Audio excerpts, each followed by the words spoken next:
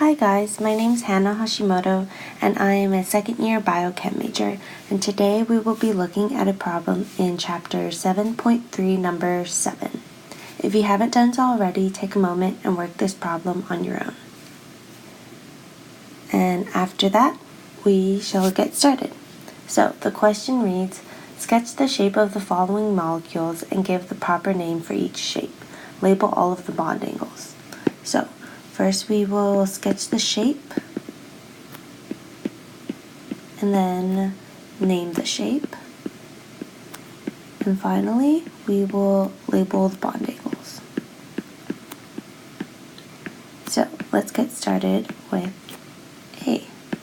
The molecule is ClCOOH.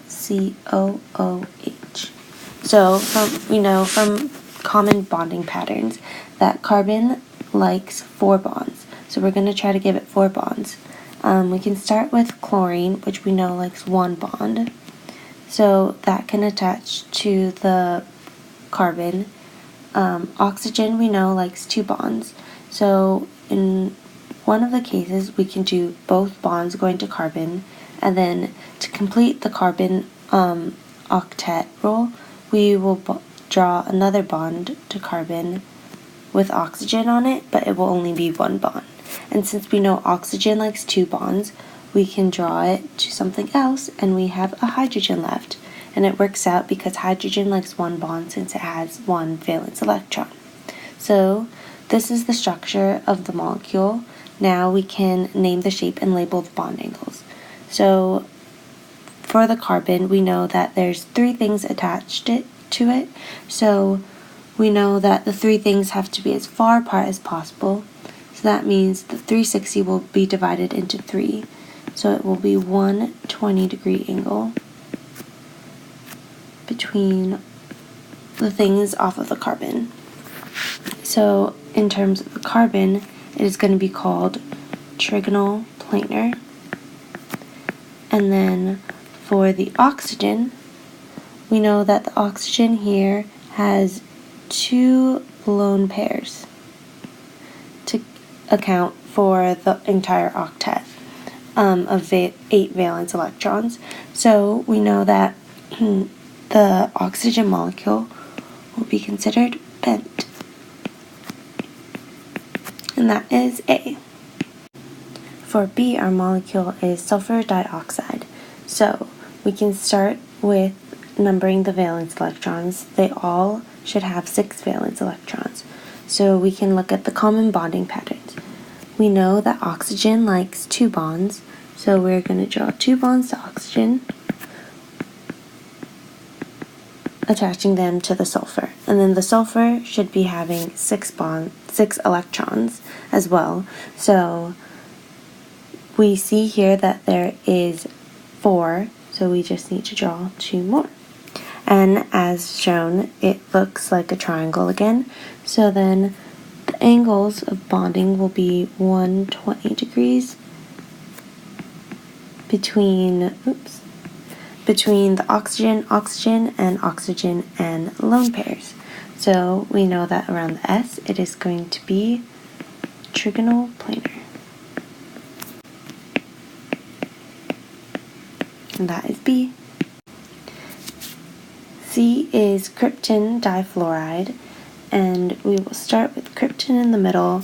We know fluorine likes to attach to things once with 1 bond because it lacks 1 valence electron. So we will bond it to krypton by a single bond, and we will do that for both of the fluorines. And then krypton is supposed to have 8 valence electrons. So right now it has 2. We need to draw in 6 more.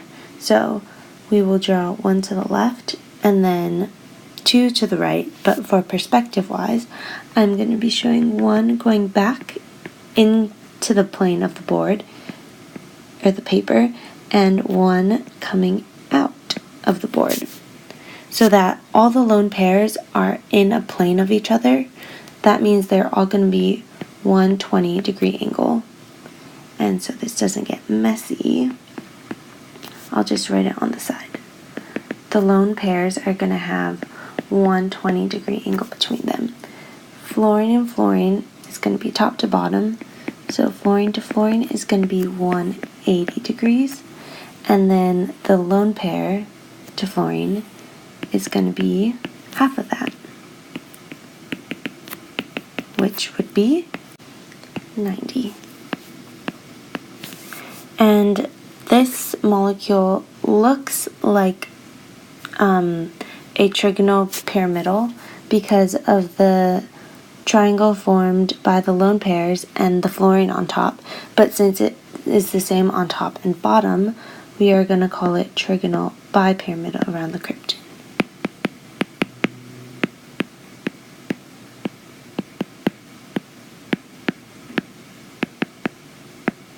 And that is C. Finally, for D, we have CH2O. So we know that carbon likes 4 bonds since it has 4 valence electrons, and oxygen likes 2 bonds. So first, we can draw 2 bonds from oxygen to carbon, and then that completes the bonding for oxygen, since it now has the same 6 electrons, and then carbon wants 2 more bonds, and we conveniently have 2 more hydrogens. So the molecule will look like that.